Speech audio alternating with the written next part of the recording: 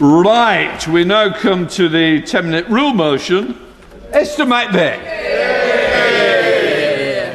Mr. Speaker, I beg to move that leave be given to bring in a bill to introduce compulsory labelling of halal and kosher meat. Currently, consumers do not have that information, and many are purchasing and consuming halal and kosher meat without their knowledge and without their agreement.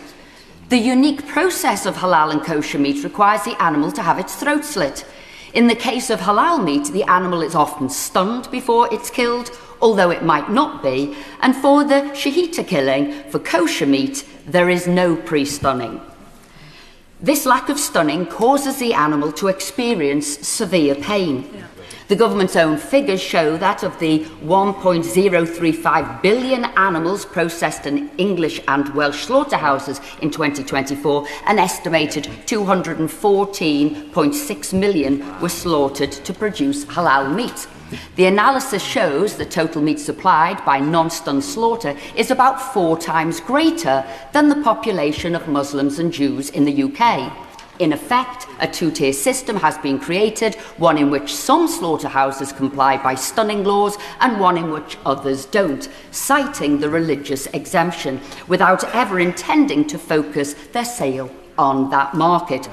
Unfortunately, a driver of this market of non-stun meat is that a step of the process is removed, meaning this meat production becomes cheaper. Supermarkets and food outlets can produce this cheaper meat without ever declaring it to the consumer, and this is not what was intended by legislation. We have seen many examples of this over the last 15 years. Britain's biggest retailers, such as Sainsbury's, Tesco's, Marks & Spencer's and Asda, have sold halal or kosher meat without informing the consumer, as well as places like Domino's, Pizza Hut and KFC. And non-stunned produce is being used by 17 local councils in schools, the majority of which are not Islamic faith schools, without parents or children having the first idea about it, as well as it also being served in hospitals and in local councils.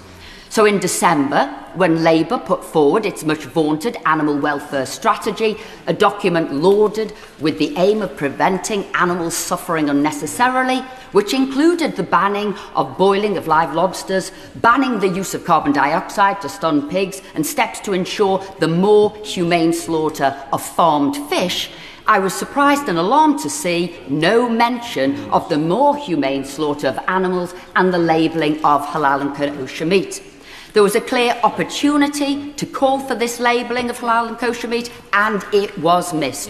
Nowhere in Labour's 12,500-word animal welfare strategy was it mentioned. Mr. Speaker, this bill will provide that assurance to all consumers that they know how their meat was produced. And I would urge all members of this House to support this measure. The Right Honourable Member have leave to bring in the bill. The question is, the Right Honourable Member have leave to bring in the bill.